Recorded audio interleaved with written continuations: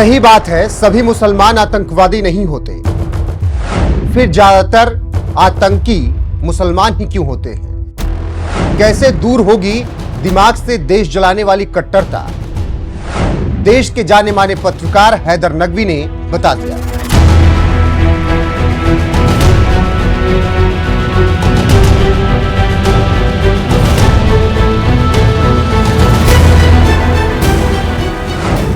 स्वागत है आप सभी का एनएफ न्यूज पर। मैं हूं आपके साथ रोहन। देश में जब भी कोई आतंकी वारदात होती है या कोई आतंक का सामान बरामद होता है तो उस आरोप में कोई मुस्लिम पकड़ा जाता है तो उनका बचाव करने वाला इकोसिस्टम तुरंत मैदान में उतर जाता है और तर्क देने लगता है कि सभी मुस्लिम आतंकवादी नहीं होते। तो फिर सवाल उठता है कि ज्यादातर आतंकी मुस्लिम ही क्यों होते हैं? आतंकवादी का धर्म नहीं होता, लेकिन हर आतंकवादी मुसलमान ही क्यों होता है? आप बताइए, हर आतंकवादी मुसलमान ही क्यों होता है? तो आपके चैनल के माध्यम से बताना चाहूंगा कि अगर आप लोग जो भी करना चाहते हैं भटके हुए, ये कौन से किस मजहब में? हमारे हिंदू मजहब में तो ये चीज़ें नहीं सिखाई जाती हैं कि आप जाके कोई दंगे करो, आप जाके कहीं बम डाल दो, आप जाके कोई आतंकवादी हमला कर दो। हमारे हिंदुओं में तो नहीं बताया जाता ना।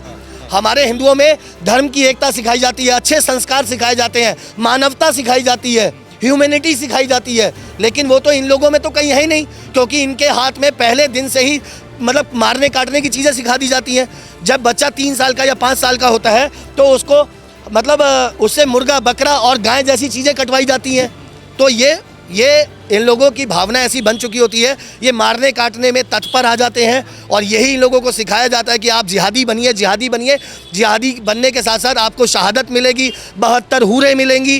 अरे निकम्मो, काम कर लो, पढ़ लिख लो तो सोच समझ के कोई काम ऐसा कर लो ताकि देश की सेवा कर सको। एक अब्दुल कलाम का भी नाम सुना होगा, वीर अब्दुल हमीद का भी नाम सुना होगा। ये हमारे देश के वो महान लोग हैं जिनको हम आज भी पूजते हैं।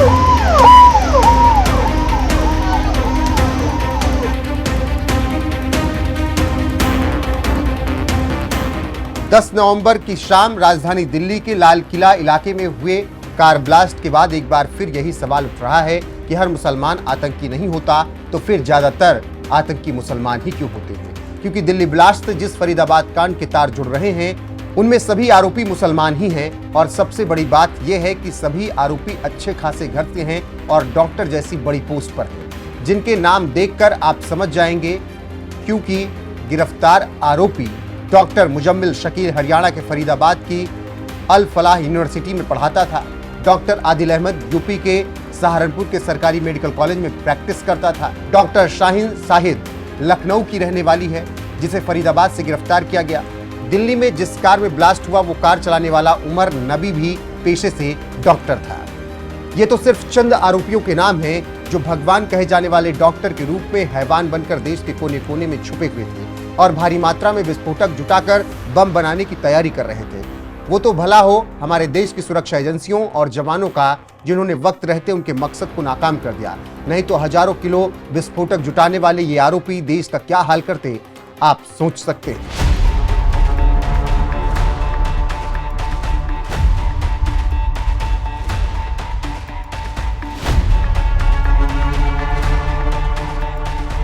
इतने पढ़े लिखे होने के बावजूद इन आरोपियों ने टेरर का डॉक्टर मॉड्यूल चलाया।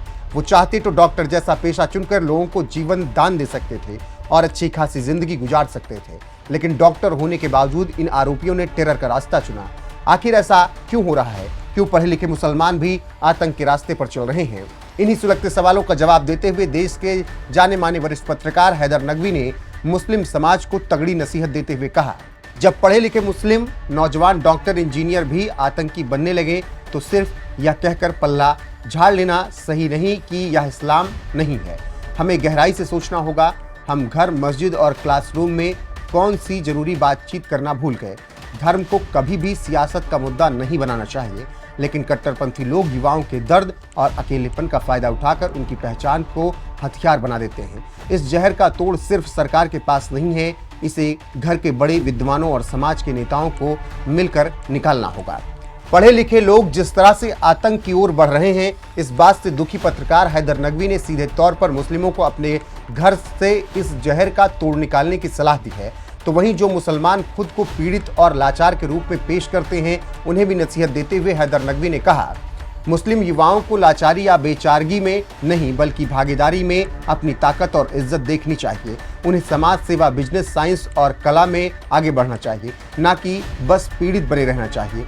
समाज को चाहिए कि वो नफरत और गुस्से से अलग एक मकसद वाली नई कहानियां और नए हीरो तैयार करें। हाँ, यह सच है कि युवा अकेले नई सोच नहीं ला सकते, लेकिन उन्हें सही जुबान, नजरिया और समर्थन चाहिए। यह जिम्मेदारी लेखकों, विद्वानों, धर्मगुरुओं, शिक्षकों और कलाकारों की है जो समाज में समझ और इज्जत रखते हैं। पत्रकार हैदर नकवी की ये चिंता जायज है, क्योंकि कुछ मुसलमानों के दिमाग में धर्म के नाम पर कट्टरता का जहर भर दिया जाता है और फिर वो इस कदर पागल हो जाते हैं कि अपने ही देश को जलाने की साजिशें करने लगते हैं, जिसका सबसे बड़ा उदाहरण है गिरफ्तार हो रहे डॉक्टर। यही वजह है कि पत्रकार हैदर नकवी ने मुस्लिम समाज को नसीहत देते हुए आगे कहा कि जब समझदार और सही लोग चुप हो जाते हैं तो उस खाली जगह को कट्टरपंथी भर देते हैं। जब नैतिक ताकत रखने वाले लोग बोलने से कतराते हैं तो सिर्फ गुस्से की भाषा ही रह जाती है। तो हमारी असली लड़ाई सिर्फ कट्टरता पर लगाम लगाना नहीं बल्कि युवाओं की सोच को उड़ान देना है।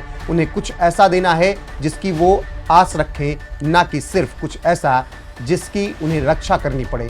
कोई भी पैदा होते ही कट्टर नहीं होता। कट्टरता उस चुप्पी में पनपती है जब अच्छे लोग बोलना बंद कर देते हैं, जब सवालों को दबाया जाता है, जब सोचने की जगह सिर्फ एक विचारधारा थोप दी जाती है। एक सच्चे और मजबूत मजहब को जांच से डर नहीं लगता। खुद की कमियां देखना गद्दारी नहीं बल्कि हिम्मत है, या उस भरोसे को फिर से बनाने की पहल है जहां कट्टरपंथियों ने डर बोया है। आतंकवाद के खिलाफ यह लड़ाई धर्मों के बीच नहीं बल्कि उन लोगों के बीच है जो जिंदगी को कीमती मानते हैं और जो इसे बर्बाद करना चाहते हैं। आतंकवाद और कट्टरता का रास्ता चुनने वाले मुसलमान अगर पत्रकार हैदर नकवी की एक एक बात मान ले तो शायद भारत जैसे देश में कभी आतंकवादी हमले नहीं होंगे, क्योंकि भारत को पाकिस्तान जैसे आतंकी देश से खतरा तो है ही, भारत में पल रहे सपूतों से भी बड़ा खतरा है, क्योंकि वो हमारे बीच रहते हैं और कब हमें ही मारने की साजिश रचने लगते हैं पता ही नहीं चलता।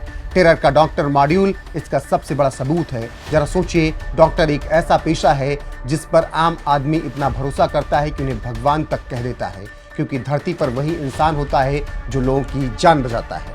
लेकिन मुजम्मिल शकील, आदिल अहमद, शाहीन साहिद, उमर नबी जैसे आतंक के आरोपियों ने डॉक्टर जैसे पेशे को भी बदनाम कर दिया। इतना कुछ होने के बाद क्या लोगों को अब मुस्लिम डॉक्टर को भी संदेह की नज़र से देखना पड़ेगा? इस बात से समझ सकते हैं कि इन चारों डॉक्टरों ने कैसे पूरी मुस्लिम कौम को बदनाम कर दिया है। ऐसे ही लोगों की वजह से सवाल उठते हैं कि सभी मुस्लिम आतंकवादी नहीं होते तो फिर सभी आतंकवादी मुस्लिम ही क्यों होते हैं? ये सवाल ना पूछा जाए, इसके लिए मुस्लिम समाज को पत्रकार हैदर नकवी ने जो नसीहत दी है उस पर उन्हें अमल करना चाहिए। और पत्रकार हैदर नकवी ने जो कुछ कहा है उस पर आपकी राय क्या है, कमेंट में जरूर बताएं। साथ ही राजधानी दिल्ली के जामा मस्जिद में रहने वाले मुसलमानों ने दिल्ली ब्लास्ट पर क्या कुछ कहा वो भी सुन लीजिए। पेशाब के लिए बैठे हुए थे, एकदम खड़े हो गए, जैसे धमाके की आवाज़ आई खड़े हो गए।